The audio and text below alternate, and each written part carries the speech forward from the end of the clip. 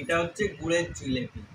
সবাই চিনির জিলেপি খায়, চিনি জিলেপি আছে, এই যে দেখুন এটা গুড়ের জিলেপি আর এটা হচ্ছে চিনির জিলেপি। দুটো জিলেপি আমি এনেছি, খুব টেস্টি। আর পাঁপড় এনেছিলাম, বউ সদ্য সদ্য তেল দিয়ে ভেজেছে, খুব টেস্টি মশলা পাঁপড়।